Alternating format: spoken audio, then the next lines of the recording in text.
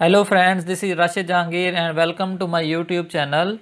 आज के इस वीडियो में हम बूटस्ट्रैप के डैशबोर्ड टेम्पलेट को कैसे कस्टमाइज़ करते हैं तो उसके सेकंड पार्ट के बारे में हम डिस्कस करेंगे। तो टॉपिक को स्टार्ट करने से पहले अगर आप इस चैनल पे न्यू हैं तो प्लीज़ इस चैनल को सब्सक्राइब कर लें ताकि आपको नई आने वाली वीडियोज़ टाइम पर मिलती रहें।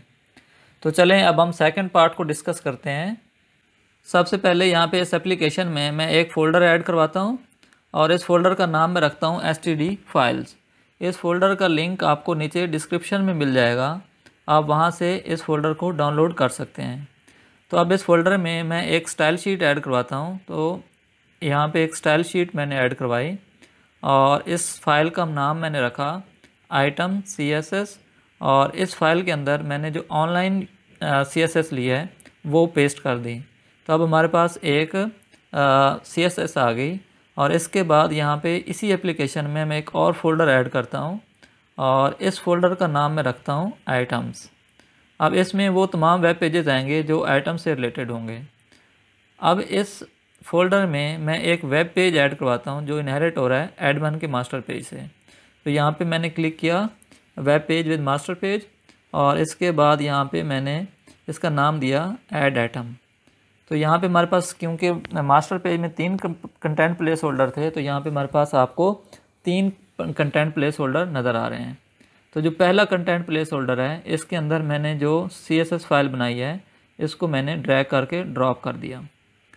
अब इसके बाद जो सेकंड हमारे पास कंटेंट प्लेस होल्डर है जो कि डाटा कंटेंट के नाम से है, इस प्लेस होल्डर में आऊँगा और इस प्लेस होल्डर में मैं यहाँ पे एक मेन डिव बनाऊँगा और इस मेन डिव के अंदर मैं 2 डिव बना लेता हूँ। यहाँ पे हमारे पास 2 डिव आ गए और यहाँ पे दूसरे डिव के अंदर मैंने इसका स्टाइल दिया कि यहाँ पे इसका जो स्टाइल है वो क्या है 100% है, विड्थ 100% दिया। और इसके बाद इस डिव के अंदर मैंने यहाँ पे एक टेबल बना ली। तो यहाँ पे मैंने एक टेबल बनाई और इसको भी मैंने कहा कि इसका स्टाइल भी क्या है, इसकी विड्थ हमारे पास क्या है 100%। तो अब इस टेबल में मैंने एक रो बनाई और इस रो में मैंने स्टाइल दिया कि स्टाइल यहाँ पे इक्वल टू हाइट हमारे पास है क्या 500 पिक्सल। तो यहाँ पे हमने रो की हाइट दे दी और उसके बाद यहाँ पे एक कॉलम बनाया और इस कॉलम के अंदर मैंने एक डिव बनाया और इसके बाद एक और डिव बनाते हैं हम।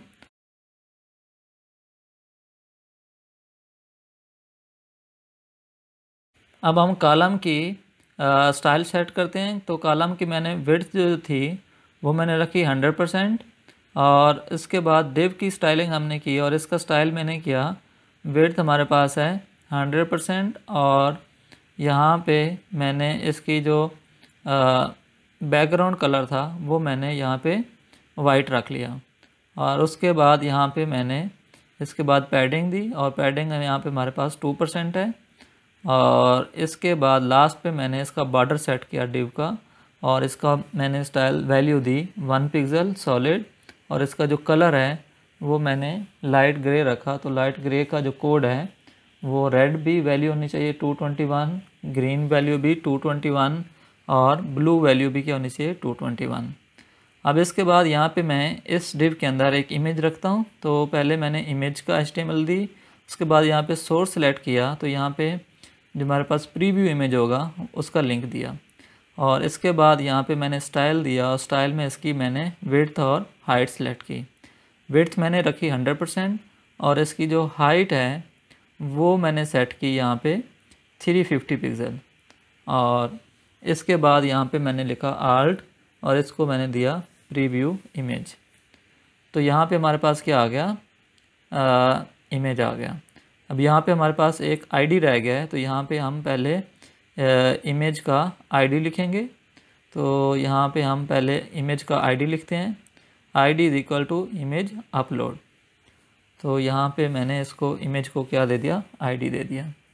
और इसके बाद यहाँ पे हम सेकंड डिव में यहाँ पे हम इसकी स्टाइलिंग करते हैं और इसमें हम यहाँ पे क्लास दी इनपुट ग्रुप और इसके अंदर हमने ये HTML पेस्ट कर दी। अब यहाँ पे आपको ब्राउज़ बटन की यहाँ पे या ब्राउज़ टेक्स्ट बॉक्स की यहाँ पे आपको HTML नज़र आ रही है। तो आप यहाँ पे इस HTML को देख के अपने पास लिख सकते हैं।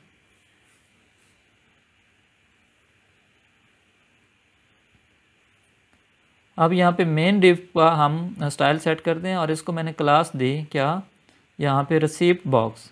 तो ये हमारे पास क्या है, क्लास का नेम है।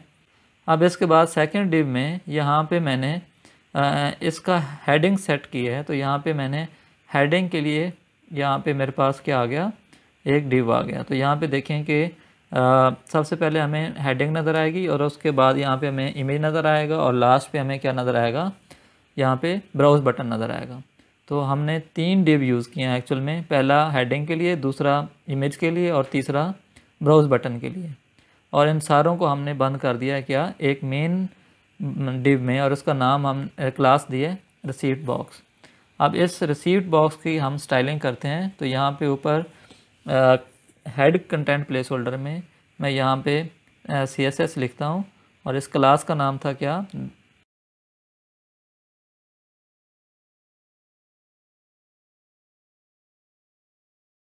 Receipt box. तो रिसीप्ट बॉक्स की जो स्टाइलिंग है, यहाँ पे मैंने विड्थ दी है इसको क्या, यहाँ पे विड्थ रखी 32% और यहाँ पे इसकी जो पोजीशन थी वो मैंने कर दी फिक्स्ड।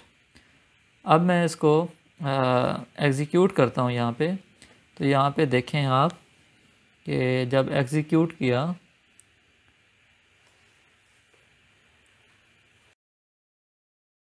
तो अब यहाँ पे देखें कि यहाँ पे इसको पाथ नहीं मिल रहा। तो हम सबसे पहले यहाँ पे पाथ सेट करेंगे और इसके बाद यहाँ पे जो हम एडमिन का पेज है उसमें जो डॉट था वो हम क्या करेंगे, रिमूव करेंगे।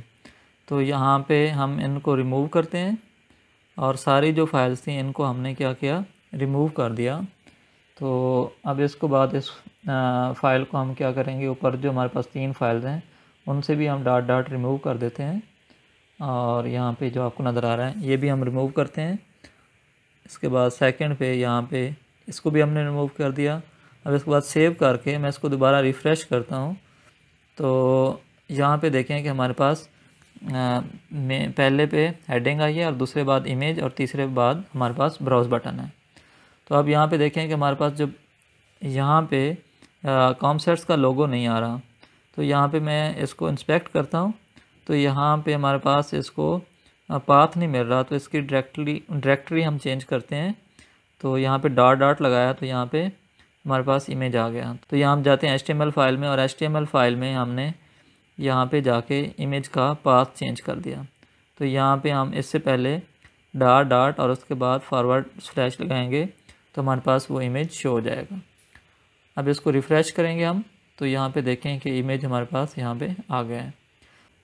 अब इसके बाद यहाँ पे हम इमेज की विड्थ और हाइट ठीक करते हैं। तो यहाँ पे हमने इंस्पेक्ट किया और इंस्पेक्ट करने के बाद यहाँ पे हम इसकी विड्थ और हाइट देखते हैं। तो यहाँ पे आके हमने जहाँ पे इसकी हाइट हमने रखी थी 350 पिक्सल, तो यहाँ पे मैंने इसको 300 कर दिया और जो हमारे पास रो की हाइट थी 500 उसको मैंने 400 कर दिया। तो अब इसको सेव करके मैं दोबारा से पेज को रिफ़्रेश करता हूँ। अब मैं यहाँ पे इमेज को अपलोड करके देखता हूँ तो यहाँ पे इमेज हमारे पास यहाँ पे शो नहीं हो रहा। तो अब यहाँ पे हम एक फ़ाइल डाउनलोड करते हैं और उस लिंक से हमने यहाँ पे JS फाइल को कॉपी किया और कॉपी करने के बाद हमने उस फोल्डर में यहाँ पे एक जावास्क्रिप्ट फ़ाइल ऐड करवाई और इस जावास्क्रिप्ट फ़ाइल को नाम मैंने दिया यहाँ पे script.js। तो इसके अंदर जो मैंने ऑनलाइन फ़ाइल कॉपी की है इसको यहाँ पे मैं पेस्ट करूँगा। तो हमारे पास ये वाला जो फ़ाइल है इसको मैंने यहाँ पे अपने लोकल कंप्यूटर पे सेव करवा लिया। अब इसको मैंने सेव करके यहाँ पे क्लोज़ किया। अब इसके बाद मैं एक सेकंड फ़ाइल ऐड करवाता हूँ JS फाइल और इस फाइल में मैंने यहाँ पे फ़ाइल अपलोड से रिलेटेड जो जावास्क्रिप्ट फ़ाइल है वो यहाँ पे मैंने सेव करवाई। तो यहाँ पे ये फ़ाइल भी मैंने ऑनलाइन ली है। तो यहाँ पे मैंने इसको सेव करवा दिया और यहाँ से मैंने इसको स्क्रिप्ट जो हमारे पास है इसको मैंने सेव करवा दिया। और इसके बाद यहाँ पे मैं तीसरी फ़ाइल जो हमारे पास कैलेंडर की है, तो यहाँ पे मैंने तीसरी जावास्क्रिप्ट फ़ाइल ऐड करवाई और इसको भी मैंने यहाँ पे सेव करवा दिया। तो हमारे पास 3 फाइल्स आ गई और इन तीनों फाइल्स को मैं क्या करता हूँ, जो स्क्रिप्ट कंटेंट है उसके अंदर तीनों फाइल्स को मैंने ड्रैग करके ड्रॉप कर दिया। तो पहली फ़ाइल आ गई और उसके बाद यहाँ पे दूसरी फ़ाइल हमने रखनी है, तो यहाँ पे दूसरी फ़ाइल को मैं ड्रैग करके ड्रॉप करता हूँ डेट पिकर की, और तीसरी जो फ़ाइल है अपलोड की उसको मैंने ड्रैग करके यहाँ पे ड्रॉप कर दिया। तो अब तीनों फाइल्स हमारे पास यहाँ पे आ गई। अब इसको रिफ़्रेश करके देखते हैं तो स्टिल हमारे पास क्या है कि इमेज यहाँ पे शो नहीं हो रहा। तो अब यहाँ पे इंस्पेक्ट करके देखते हैं कि क्या इशू है। तो यहाँ पे इसको jQuery का पाथ नहीं मिल रहा। तो यहाँ पे हम एडमन डॉट मास्टर में यहाँ पे जो वेंडर, ये 2 फाइल्स हैं, इससे आगे हम क्या लिखेंगे, डॉट डॉट लिखेंगे। तो यहाँ पे इसको पाथ नहीं मिल रहा था jQuery फाइल का। तो अब यहाँ पे इसको रिफ़्रेश करेंगे हम, तो इसको फ़ाइल को अपलोड करके देखते हैं हम। तो यहाँ पे देखें कि हमारे पास फ़ाइल अपलोड हो गई है। अब इसके बाद यहाँ पे हम ब्राउज़ बटन का स्टाइल चेंज करते हैं। तो यहाँ पे ब्राउज़ बटन में यहाँ पे हमने कुछ CSS लिखी और इस CSS फाइल को हमने अपने इस पेज में ऐड करवा लिया।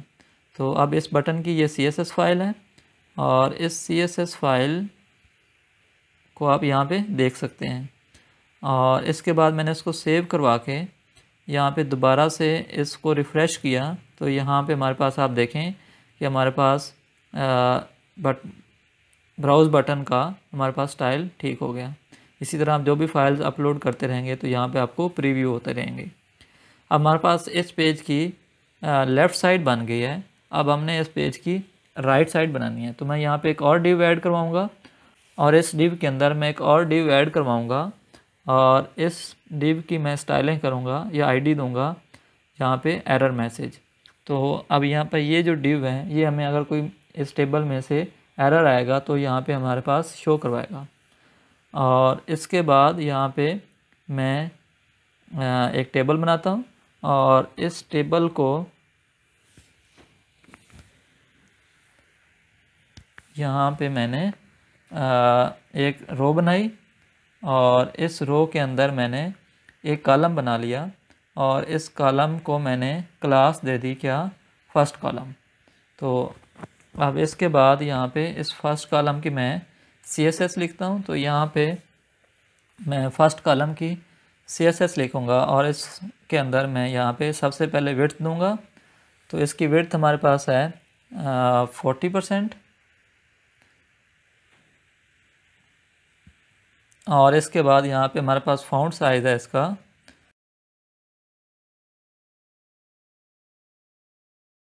इसके बाद थर्ड नंबर पे हमारे पास है फ़ॉन्ट वेट, और ये फ़ॉन्ट वेट मैंने बोल्ड कर दिया।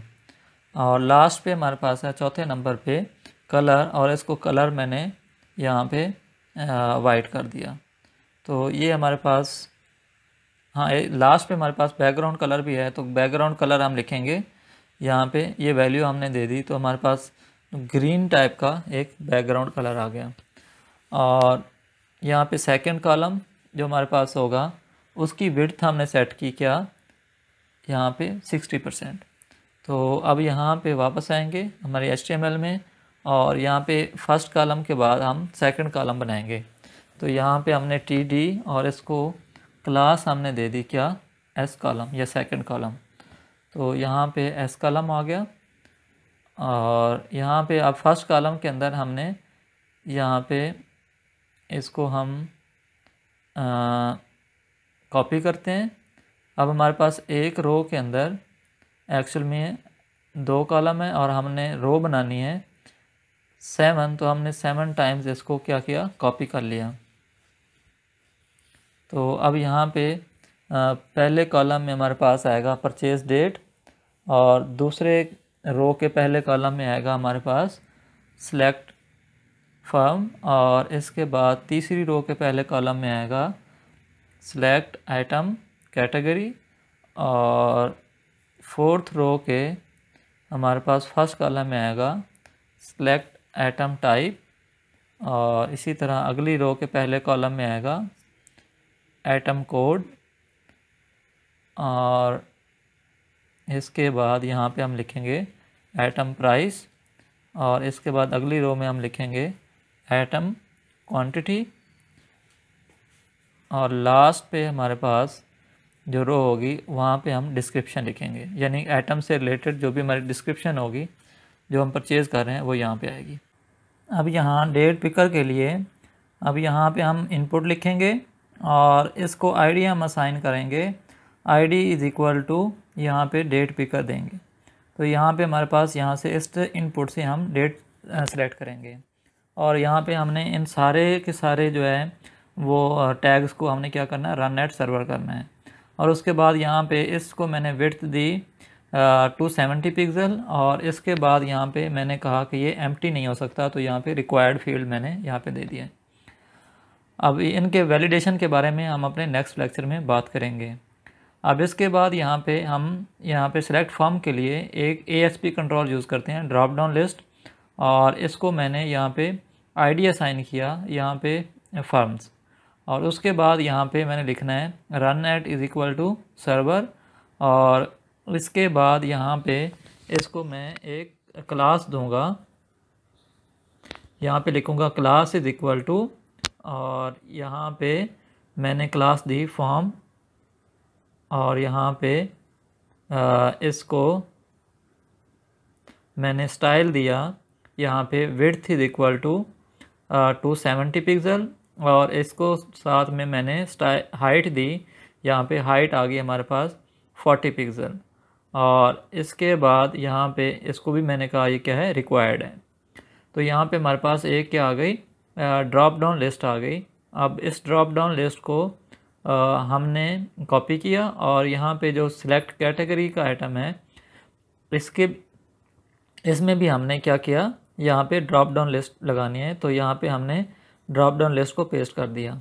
अब यहाँ पे हमने आईडी लिखना है, और आईडी मैंने यहाँ पे लिखा कैटेगरी, और यहाँ पे इसके बाद यहाँ पे इसी को मैंने पेस्ट करना है किधर, एटम टाइप में। तो यहाँ पे भी मैंने ड्रॉप डाउन लिस्ट यूज़ की, और इसको भी मैंने आईडी इसका चेंज किया यहाँ पे। तो यहाँ पे हमारे पास आ गया एटम्स टाइप, तो यहाँ पे हमारे पास क्या आ गया, इसका आईडी आ गया।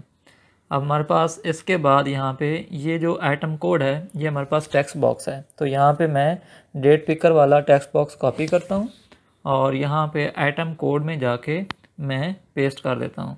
तो यहाँ पे स्टाइल इज़ इक्वल टू, यहाँ पे स्टाइल में दूंगा स्टाइल शीट, और यहाँ पे लिखूँगा width is equal to 270 pixel, और यहाँ पे हाइट दे दूँगा मैं 40 पिक्सल। तो यहाँ पे हाइट आ गई, और इसके बाद यहाँ पे आगे जो विड्थ दी हुई है यहाँ पे इसको मैं डिलीट कर दूँगा।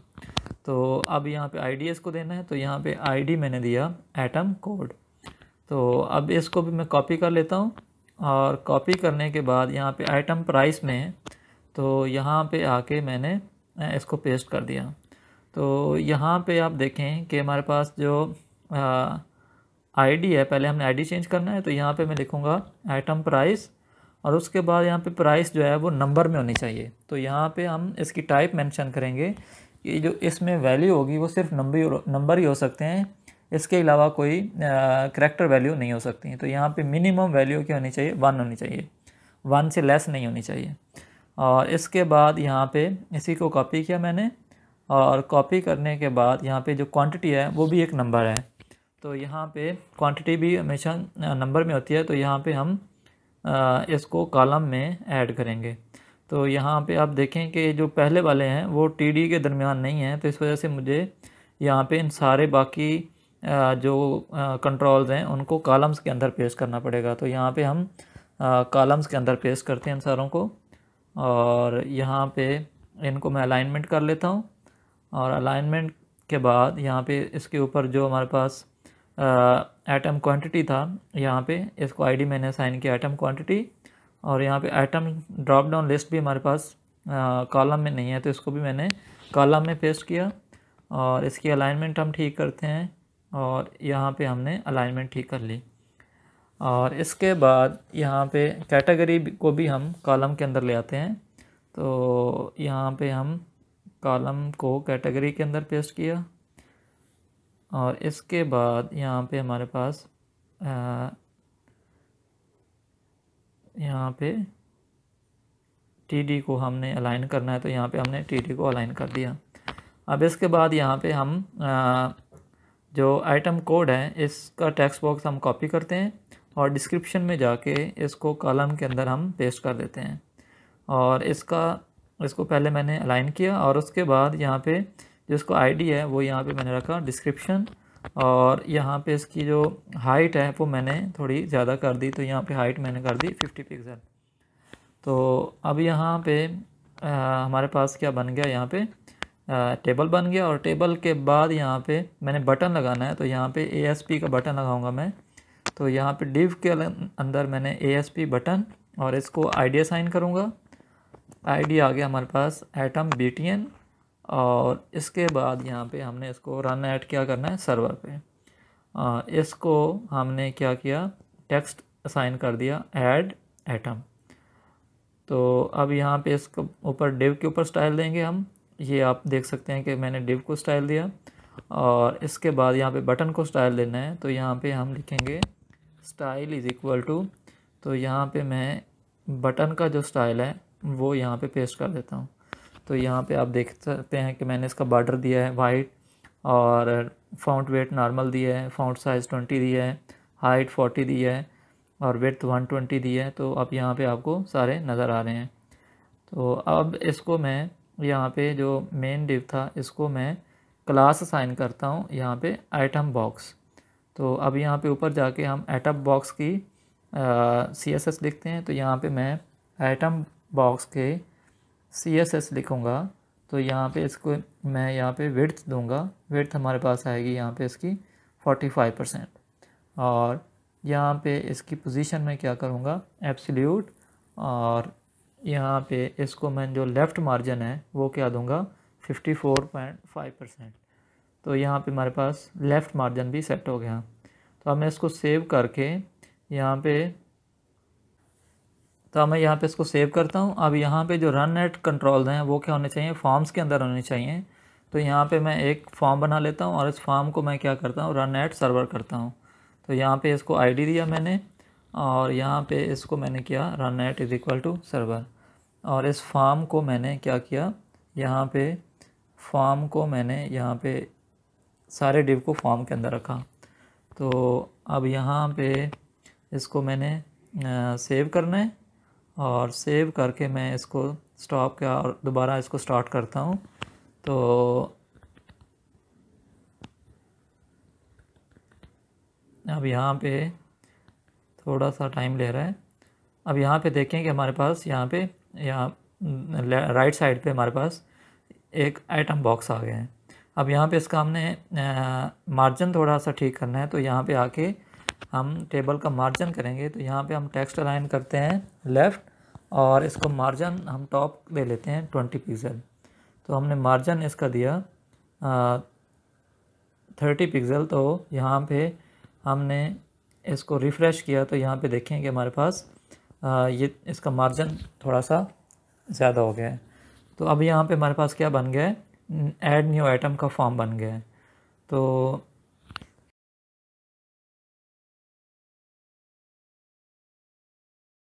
अब यहाँ पे हम एक न्यू वेब फॉर्म ऐड करवाते हैं और इसको हमने नाम दिया ऐड न्यू फॉर्म का। तो यहाँ पे हमने एक न्यू फॉर्म ऐड करवानी है।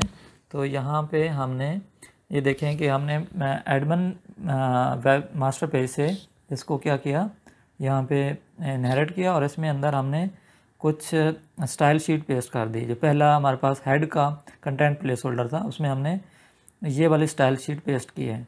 तो अब यहाँ पे इस स्टाइल शीट को आप यहाँ पे देख के यहाँ पे लिख सकते हैं।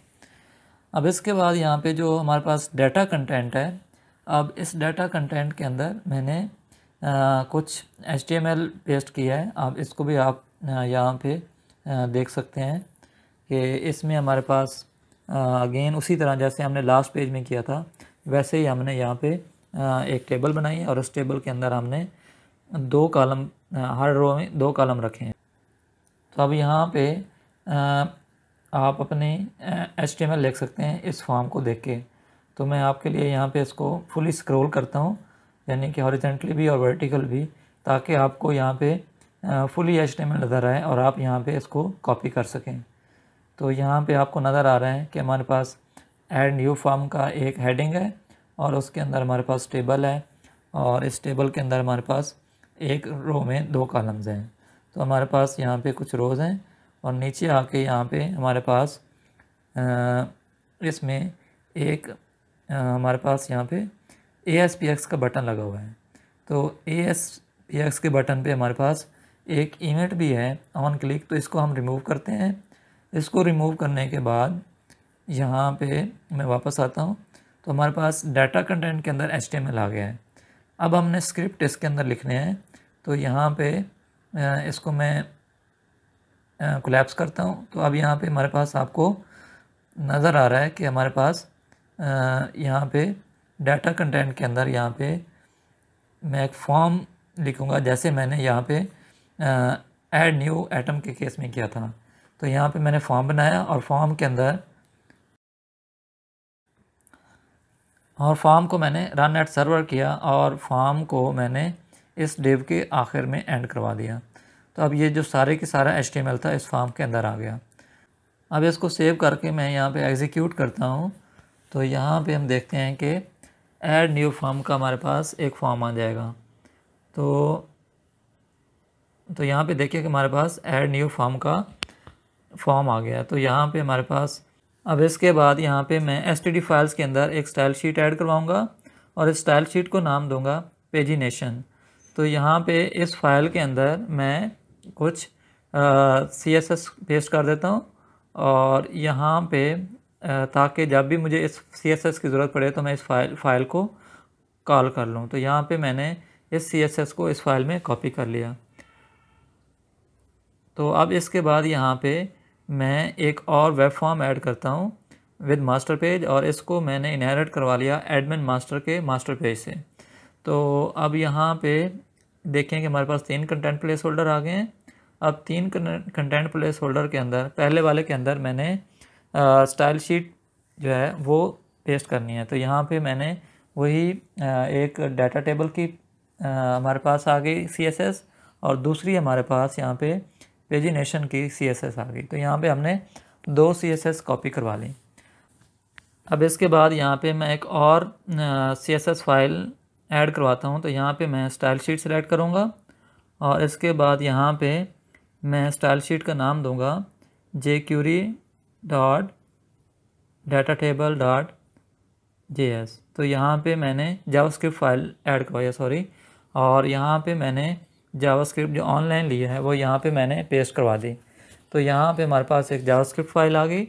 अब हमने इस जावास्क्रिप्ट फाइल को स्क्रिप्ट कंटेंट के अंदर ड्रैग करके ड्रॉप कर दिया। तो यहाँ पे हमारे पास एक और फाइल हमने ऐड करवाई है पेजिनेशन, और इसके अंदर हमने एक कुछ स्क्रिप्ट भी लिखा है, वो आप यहाँ पे देख सकते हैं। तो अब इसके बाद यहाँ पे हमारे पास कंटेंट प्लेस होल्डर के अंदर यहाँ पे मैंने एक डिव लिखा और डिव के अंदर मैं यहाँ पे इसकी स्टाइलिंग करता हूँ और इसको आईडी देता हूँ मेन व्यू बॉक्स। तो यहाँ पे हमारे पास आईडी आ गया और उसके बाद यहाँ पे इसको कहता हूँ run at is equal to server, और इसके अंदर मैं एक और डिव लेता हूँ और इस डिव को कहता हूँ मैं क्या इसको आईडी मैंने दिया यहाँ पे, और इसके बाद मैंने यहाँ पे एक सेकंड डिव लिखा और इसको क्लास दी क्या मैंने कॉलम, और इसके बाद मिड और 12। तो यहाँ पे हमारे पास क्लास आ गई और इसके बाद यहाँ पे एक और क्लास भी ऐड करते हैं इसके साथ टेक्स्ट राइट, और इस डिव के अंदर मैंने यहाँ पे UL लिखा और इस UL के अंदर मैंने इसको जो क्लास दी वो पेजिनेशन की, और इसके बाद पेजिनेशन के बाद यहाँ पे एक और क्लास है ये सिलेक्ट की मैंने, और इसके बाद पेजर, और इसके बाद मैंने इसको आईडी दिया आईडी इज इक्वल टू यहाँ पे आ जाएगा हमारे पास ID is equal to my pager. तो यहाँ पे हमारे पास आईडी आ गया और इसको मैंने यहाँ पे स्टाइलिंग कर ली और इसको मैंने कहा कि ये जो मार्जिन टॉप है इसका वो क्या होना चाहिए 10 पिक्सल होना चाहिए। अब यहाँ पे जो ऊपर वाला डिव है इसको मैंने आईडी असाइन किया क्या व्यू बॉक्स, और इसको भी मैंने क्या किया run at is equal to server. तो हमारे पास अब यहाँ पे आ गया। अब यूएल के अंदर हमने टेबल पेस्ट करनी है। तो यहाँ पे हमने यूएल के अंदर एक टेबल लिखी है और इसमें हमने टेबल का हेडिंग दी है। तो यहाँ पे इस टेबल को मैं क्लोज़ करता हूँ और टेबल की बॉडी के अंदर मैं जस्ट एक रो पेस्ट करता हूँ। अब यहाँ पे हमारे पास टेबल बॉडी के अंदर हमने एक रो बनाई है और यहाँ पे TR लिखेंगे और इसके अंदर हमारे पास क्या है कॉलम बनाया, और इस कॉलम में हमारे पास इस टेबल में हमारे पास 8 कॉलम्स हैं। तो यहाँ में हमने TD को कॉपी करके 8 टाइम्स यहाँ पे इसको पेस्ट कर दिया। तो यहाँ पे हमारे पास 8 टाइम्स TD आ गया। अब इसके बाद हमने रो की स्टाइलिंग कर ली और यहाँ पे हमारे पास रो की स्टाइलिंग आ गई। यहाँ पे क्या इश्यू है, हाँ ये ऑटोमेटिकली थोड़ा टाइम लिया और ठीक हो गई। और इसके बाद यहाँ पे हम इसके अंदर कुछ डाटा लिखेंगे 1, और इसके बाद दूसरा जो कॉलम है हमारे पास वो फर्म नेम है। तो यहाँ पे हमारे पास आ जाएगा, सॉरी दूसरे पे हमारे पास है डेट, तो यहाँ पे हमारे पास डेट आ जाएगी। और इसके बाद यहाँ पे हमारे पास फर्म नेम आएगा। तो यहाँ पे फर्म नेम आ गया राशिद एंटरप्राइजेज़। और इसके बाद यहाँ पे हमारे पास कैटेगरी तो कंप्यूटर आ गया, और इसके बाद आइटम टाइप है हार्ड डिस्क, और इसके बाद यहाँ पे हमारे पास क्या है आइटम कोड है। तो यहाँ पे हमारे पास आ जाएगा आइटम कोड। तो अब इसके बाद यहाँ पे हमने लास्ट 2 कॉलम्स में हमने व्यू और एडिट के लिंक लगाने हैं। तो हमने यहाँ पे व्यू और एडिट के हमने लिंक लगा दिए और इसको मैं सेव करके एग्जीक्यूट करता हूँ। तो यहाँ पे आप देखें कि हमारे पास व्यू परचेजेस के नाम से एक फॉर्म बन गया है। अब इसके बाद यहाँ पे एडिट का जो आइकॉन है वो ठीक नहीं है। तो यहाँ पे हम आई की जगह क्या करेंगे एडिट करेंगे। तो यहाँ पे इसको अब सेव करके मैं रिफ़्रेश करता हूँ। तो यहाँ पे देखें हमारे पास एडिट का आइकॉन चेंज हो गया, यानी कि लिंक बन गया है, और हमारे पास व्यू का आइकॉन भी आ रहा है। अब इसके बाद यहाँ पे मैं ऐड करता हूँ एक न्यू फॉर्म, और यहाँ पे विद मास्टर पेज, और इसको बाद इसका नाम मैं रखता हूँ व्यू स्टोर। तो यहाँ पे हम इसको मास्टर पेज से इनहेरिट करेंगे, और इसके बाद यहाँ पे हमारे पास आ गया, आपको नज़र आ रहा है कि हमारे पास व्यू स्टोर के नाम से एक फॉर्म आ गया। अब यहाँ पे हमने वही जो हमने कोड पिछले फॉर्म में लिखा था वही वाला कोड यहाँ पे हमारे पास आएगा। तो यहाँ पे वही वाले 2 फाइल्स मैंने कॉपी की, और नीचे भी जो हमारे पास यहाँ पे जो स्क्रिप्ट है वो भी यहाँ पे वही आएगा, बस हमारे पास यहाँ पे टेबल्स के कॉलम चेंज हो जाएंगे। तो यहाँ पे हम इसको कॉपी करते हैं इस कोड को और यहाँ पे पेस्ट करते हैं, इस डिव को क्लोज़ करते हैं, और इसके बाद यहाँ पे हमने डिव को क्लोज़ किया, और इसके बाद इसकी अलाइनमेंट हमने ठीक करके इसके अंदर हमने लिखा था UL। तो यहाँ पे हम अगेन क्या लिखेंगे UL, और इसको यहाँ से मैं लिखने की बजाय कॉपी कर लेता हूँ। तो यहाँ पे आप UL जो है वो कॉपी कर लें। तो इसको कॉपी करके यहाँ पे मैंने पेस्ट कर दिया। तो अब इसको भी मैंने UL को भी क्या करना है क्लोज़ करना है। तो यहाँ पे UL को मैंने क्लोज़ किया, और इससे बाद हमने डिव को क्लोज़ किया। तो यहाँ पे हमने डिव को भी क्लोज़ किया है और UL को भी क्लोज़ किया है। अब UL के अंदर हमारे पास क्या आएगा, हमारे पास डाटा आएगा। इसके बाद यहाँ पे हम स्क्रिप्ट कंटेंट के अंदर वही वाली फ़ाइल पेस्ट करेंगे जो हमने लास्ट पेज में कॉपी या पेस्ट की थी। तो हम उन्हीं फाइल्स को कॉपी करते हैं। तो हम वापस उस फॉर्म पे जाएंगे और उस फॉर्म से हम यहाँ पे जो स्क्रिप्ट के अंदर या पूरे स्क्रिप्ट को भी हम कॉपी कर लेते हैं, यानी कि स्क्रिप्ट कंटेंट को कॉपी किया और इसको उसी यहाँ पे इसको सिलेक्ट करके यहाँ पे हमने पेस्ट कर दिया। अब क्योंकि हमने इसी तरह का एक और पेज भी बनाना है तो पहले हम वो पेज भी डिज़ाइन कर लेते हैं। तो उसके लिए मैं एक फ़ोल्डर ऐड करवा लेता हूँ इन्वेंट्री का। तो यहाँ पे मैंने एक फ़ोल्डर बनाया इन्वेंट्री का, और इस इन्वेंट्री के फ़ोल्डर में मैंने एक वेब फॉर्म ऐड करवाना है। तो यहाँ पे एक फॉर्म मैंने ऐड करवा लिया व्यू फॉर्म्स के नाम से। तो यहाँ पे हमारे पास व्यू स्टोर और व्यू फॉर्म्स दोनों सेम टाइप के फॉर्म्स हैं, तो मैं दोनों को साथ ही बनाता हूँ। अब इस सारी चीज़ को मैं क्या करता हूँ, यहाँ पे पिछले वाले फॉर्म में से उस सारे कोड को कॉपी करता हूँ और यहाँ पे आके पेस्ट कर दिया। तो हमारे पास दोनों इक्वल या दोनों सेम पेज हैं, तो हमने दोनों का सेम HTML लिखा। अब यहाँ पे फ़र्क यहाँ पे यह है कि UL के अंदर जो टेबल आएगा वो डिफरेंट होगा।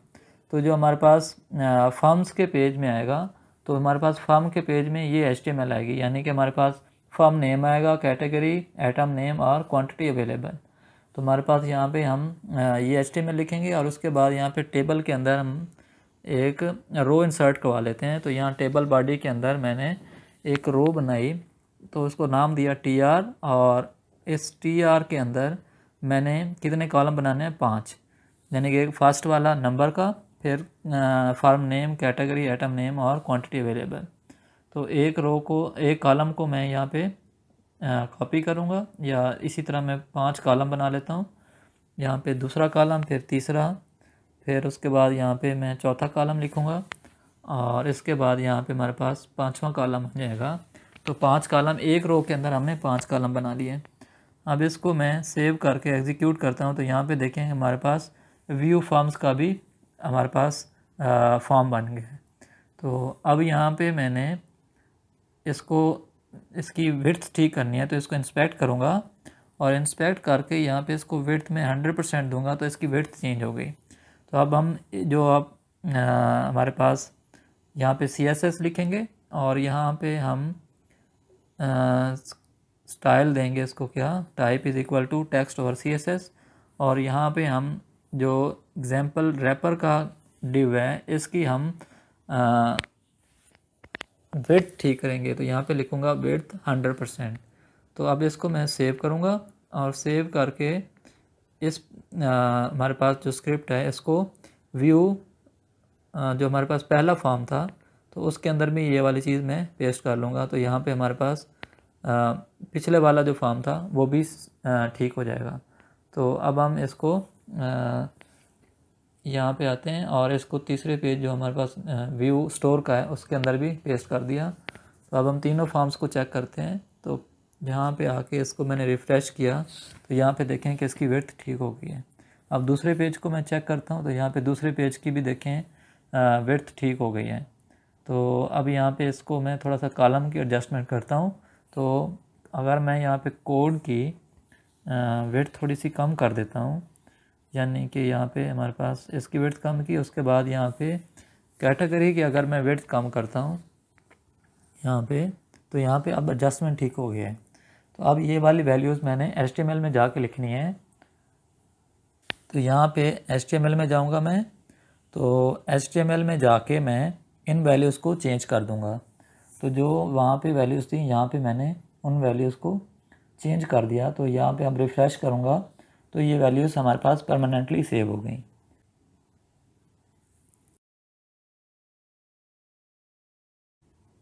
अब इसके बाद हमने व्यू फॉर्म्स के लिए भी यही वाला कोड यूज़ करना है। तो हम UL के टैग में आएंगे, और UL के टैग में हमने ये वाला व्यू फॉर्म्स के लिए ये टेबल पेस्ट कर दिया। तो यहाँ पे आपको form name, form address, cell number, form national tax number और CIC नंबर नज़र आ रहे हैं।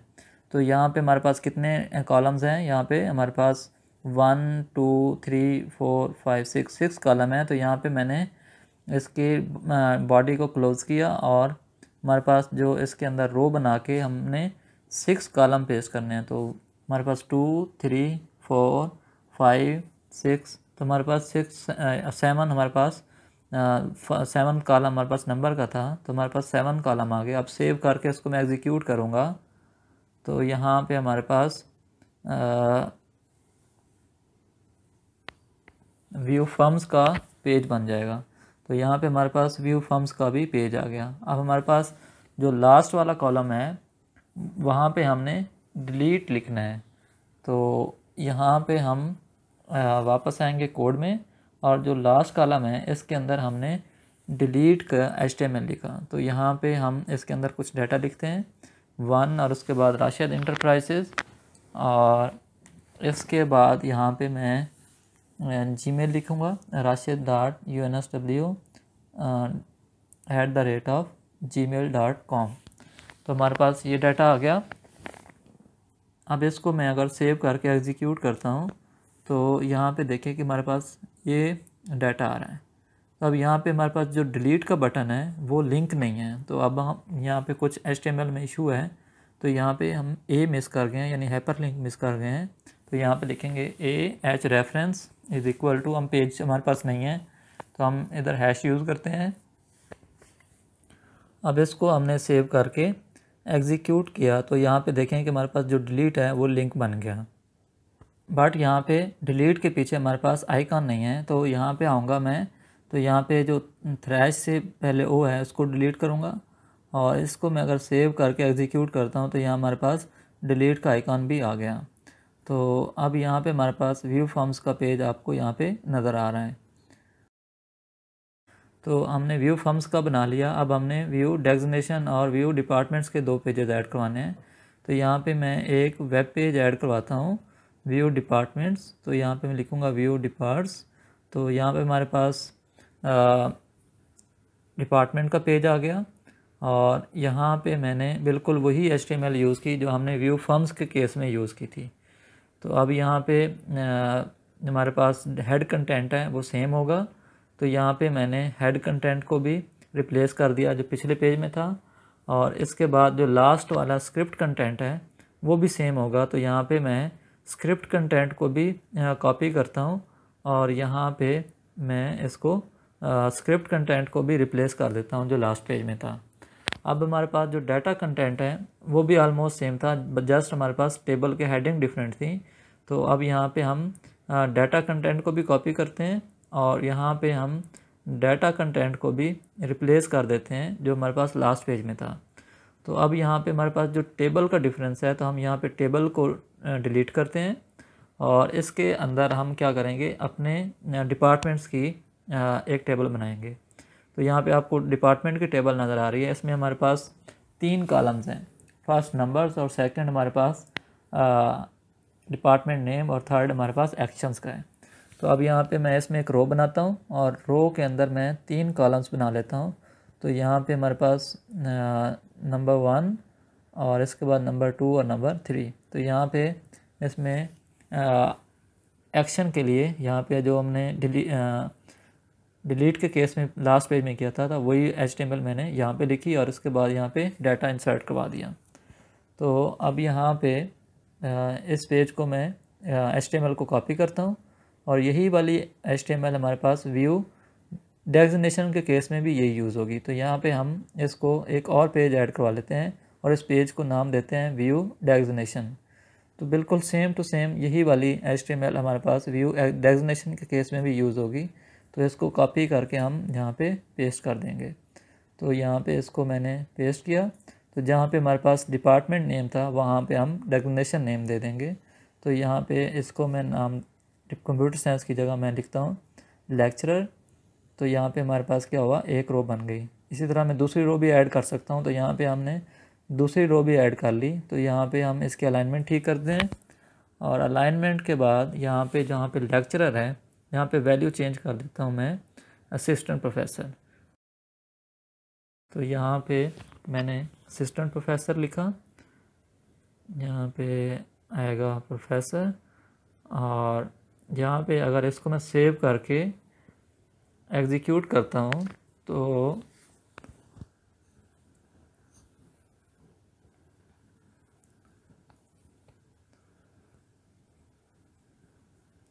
यहाँ पे हमारे पास डिपार्टमेंट्स या डेजिग्नेशन शो हो रही हैं। तो यहाँ पे अब हम इसकी विड्थ हमारे पास ज़्यादा है तो अब हम इस विड्थ को कम करते हैं। तो उसके लिए मैं इसको इंस्पेक्ट करूँगा और इंस्पेक्ट करने के बाद यहाँ पे आप देख सकते हैं कि उसी जो हमारे पास रैपर वाला डिव था उसकी मैं विड्थ कम करता हूँ। तो यहाँ पे आप देखें कि इसकी विड्थ कम हो रही है। तो यहाँ पे मैं जितनी हमें रिक्वायर्ड विड्थ होगी उसके हिसाब से मैं इसको एडजस्ट कर लेता हूँ। तो अगर आप चाहते हैं कि आप फुल विड्थ लें तो आप नहीं चेंज करें। अगर आप चाहते हैं कि इसकी विड्थ चेंज हो तो आप यहाँ पे इसको चेंज कर सकते हैं। तो अब यहाँ पे मैं चेंज कर रहा हूँ। तो यहाँ पे मैं अपनी पहले एडजस्टमेंट करता हूँ। जब एडजस्टमेंट हो जाएगी तो उसके बाद मैं यहाँ पे HTML में जाके अपनी वैल्यूज़ परमानेंटली सेव करवा दूँगा। तो अब यहाँ पे जो हमारी एडजस्टमेंट हो गई है, अब इस वैल्यूज़ को मैं जाके HTML में यहाँ पे कर देता हूँ कि विड्थ हमारे पास क्या है 50% और जो हमारे पास हेडिंग है वो हमारे पास क्या है 60%। तो अब यहाँ पे इसको रिफ़्रेश करता हूँ तो यहाँ पे हमारे पास विड्थ एडजस्टमेंट हो गई। इसके बाद हमारे पास दूसरा पेज था व्यू डिपार्टमेंट्स का, तो यहाँ पे हम उस पेज को भी एग्जीक्यूट करते हैं। तो यहाँ पे व्यू डिपार्टमेंट्स डॉट ASPX मैंने एग्जीक्यूट किया तो यहाँ पे डिपार्टमेंट का पेज ओपन हो गया। अब इसको इंस्पेक्ट करता हूँ मैं, तो यहाँ पे हमारे पास इसकी विड्थ भी हम कम करते हैं। तो यहाँ पे हमने उस डिव को सिलेक्ट किया और इसकी विड्थ कम की, तो अब यहाँ पे इसकी विड्थ हमारे पास एक्चुअली ठीक एडजस्टमेंट हो रही है। लास्ट केस में हमारे पास क्या था कि सर्च बार जो है वो हमारे पास एडजस्टमेंट ठीक नहीं हुई थी। तो अब यहाँ पे पहले हम इसकी एडजस्टमेंट करते हैं। अब इसके एडजस्टमेंट के बाद इसकी हम जो मार्जिन है वो भी हम सेट करते हैं। तो हम यहाँ पे पैडिंग लिखेंगे, पैडिंग लेफ़्ट, और पैडिंग लेफ़्ट हम इसकी वैल्यू दे देंगे। तो यहाँ पे मैंने वैल्यू दी, तो यहाँ पे देखें कि हमारे पास पैडिंग आ गई। अब इसकी मैं वैल्यूज़ थोड़ी सी इंक्रीज़ करता हूँ विड्थ की, तो हमारे पास ये हम पहले एडजस्टमेंट कर रहे हैं। अब उसके बाद यहाँ पे हम कॉलम को भी चेंज करते हैं, कॉलम की विड्थ थोड़ी कम करते हैं। तो कॉलम की विड्थ को मैंने थोड़ा सा कम किया, तो अब यहाँ पे ये एडजस्टमेंट क्या हो गई है, ठीक हो गई है। तो अब यहाँ पे ये वैल्यूज़ जाके मैं अपने HTML में सेव करवाऊँगा। तो अब थोड़ा सा और हम इसकी विड्थ को इंक्रीज़ करते हैं और इसका मार्जिन मैं थोड़ा सा कम करता हूँ। अब ये वैल्यू जाके मैं अपने HTML में पेस्ट करवाऊँगा। तो अब यहाँ पे इसको मैं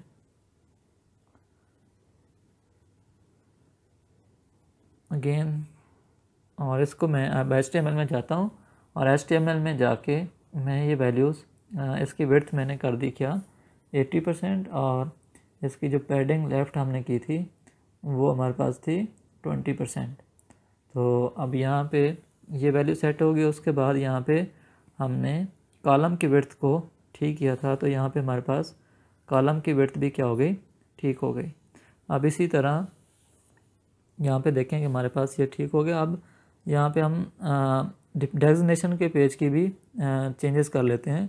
तो यहाँ पे हम डेजिग्नेशन के पेज में भी ये वाली वैल्यूज़ जो हमने अभी लिखी हैं वही वैल्यू हम यहाँ पे लिखते हैं 20%, और इसके बाद कॉलम जो हमारे पास है कॉलम की विड्थ भी ठीक करते हैं।